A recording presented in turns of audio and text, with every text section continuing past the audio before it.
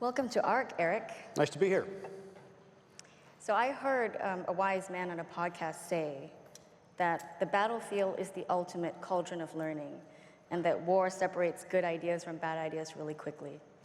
Well, certainly as we've seen in the Ukraine fight, the latency between an idea developed in a garage to being tested in the battlefield to being either working or not working is extremely quick. And don't listen to the idiot politicians that say that we're actually degrading the Russian army. They have gotten significantly faster. If you shot at the Russians a year and a half ago, it would have taken them an hour and a half to shoot back, and now they do it in 3 minutes. So the innovation that is happening with drones, being able to take a cheap drone, 3D printing a beer can size charge with a copper cup, and now I can carry 6 of those, you can carry 6, and you can hit a target 15 kilometers away.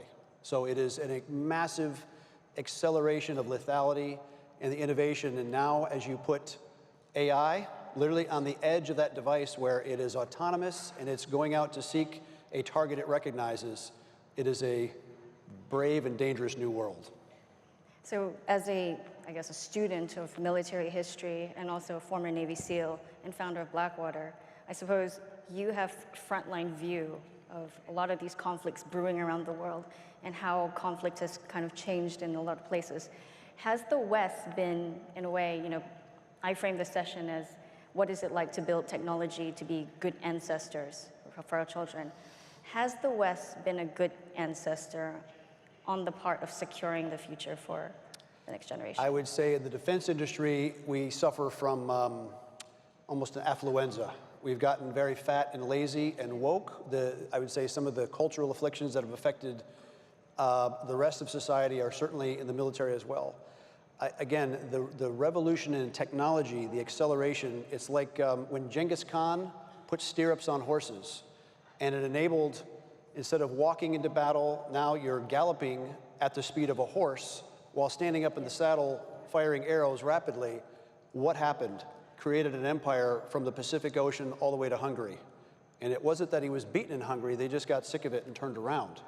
So that kind of change in warfare is going to cause a lot of other black swan events around the world.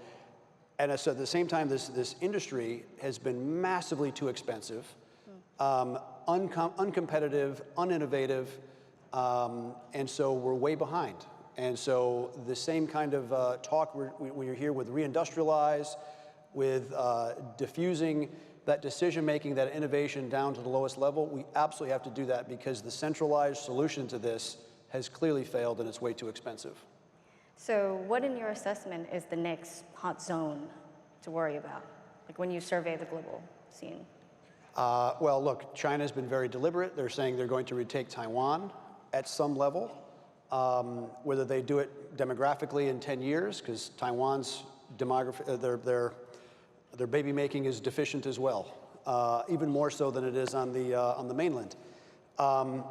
Again, Taiwan should actually have a home guard. That is the best way. Again, not centralized solution, a diffuse solution, because if Xi decides to go for Taiwan, it's an all or nothing decision. And so if Taiwan has the means to resist at the ground level, at the citizen level, remember when America was fighting for its independence, only 3% of our citizens took up arms.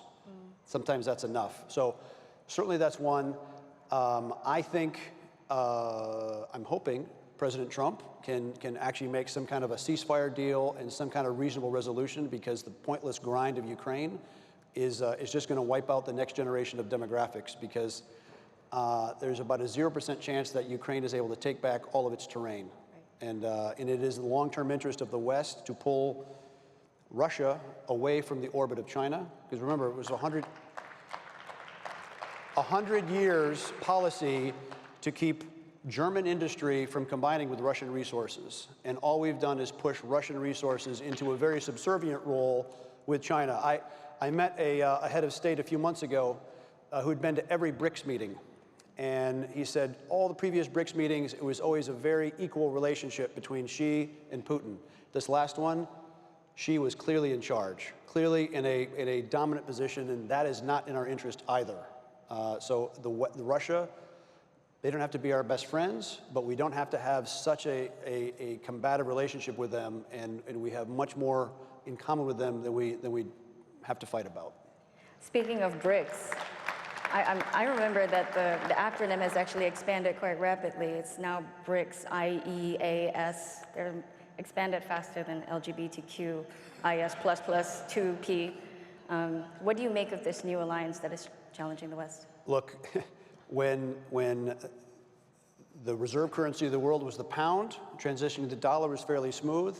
If the United States loses its status as the world's reserve currency, it is a catastrophic change for American society, and so it is certainly not in our interest to enable that change. And certainly that's what the CCP wants, is for the RMB to displace that. So let's prevent that from happening. So what is and the overuse of sanctions by previous administrations, I think, makes it that much harder for people to want to use the dollar. Okay.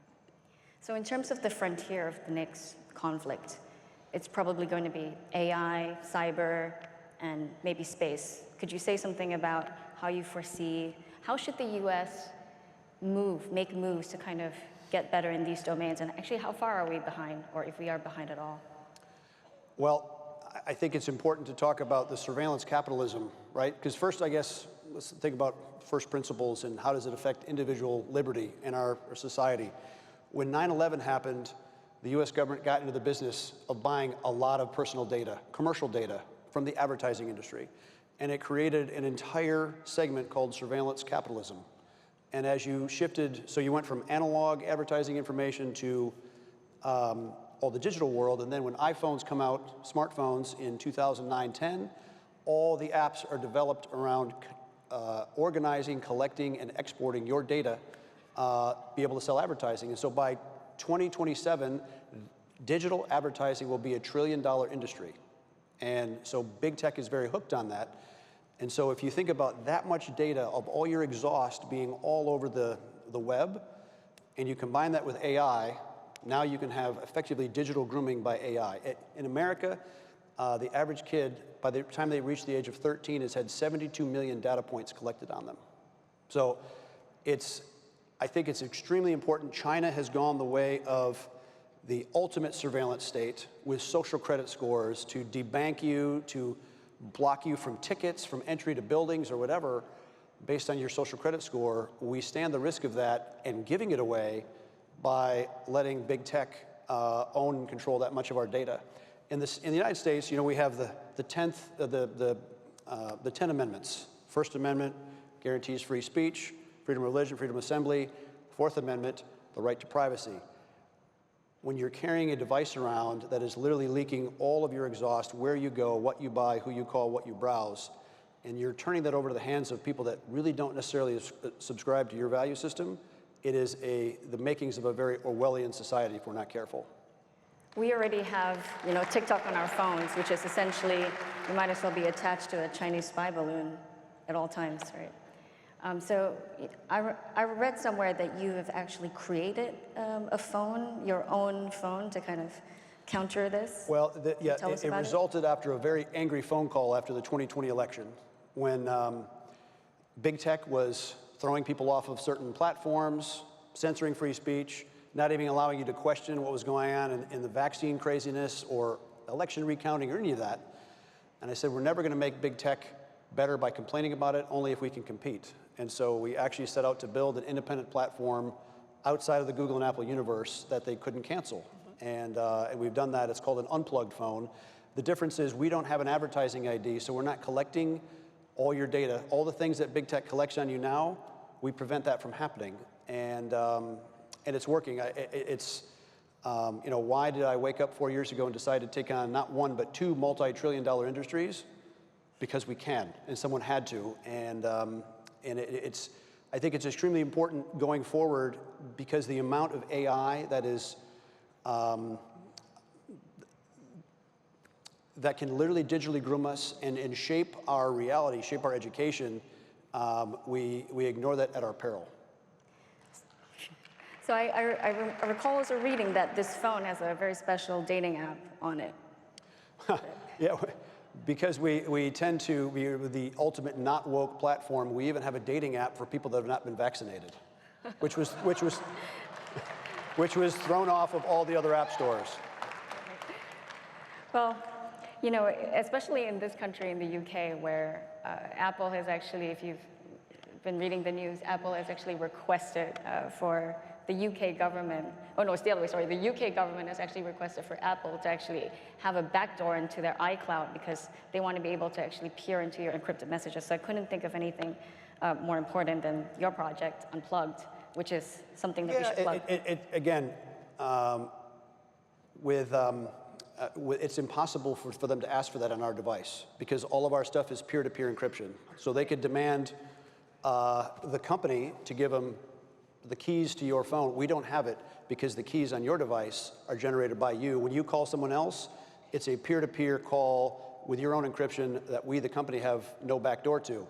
And if someone does grab your phone, your unplugged phone, you can unlock it with a certain code and you hand them a paperweight. It's literally a brick function. It is the ultimate. We did this for individuals to communicate freely and securely as a thumb in the face of Big Brother and Big Tech. Can you also say something about how important it is to have a vertically integrated supply chain? From what I understand, your phone, you actually control the components or where they're manufactured, especially in we saw with Israel, you know, the Hezbollah pages kind of situation. And right now with, say, DJI drones, and I know that in the United States that we're unable to actually build a single drone by ourselves completely in the United States. Yeah, look, the outsourcing driven by some of the free trade agreements in the 90s certainly had a very damaging effect on America or the West's ability to manufacture.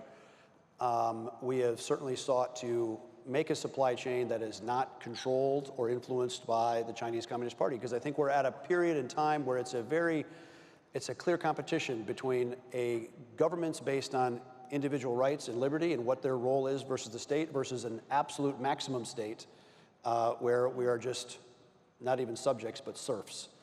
And so we wanted a platform that was outside of that they didn't control, and you know, certainly our beef is not with the Chinese people, but certainly with the Chinese Communist Party.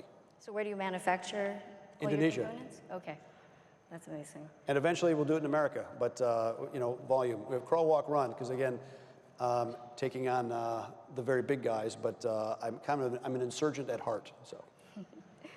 So on a final note, what would be your advice to actually, let's focus on Europe, because America seems to be going down the right track right now. At least on matters of defense technology.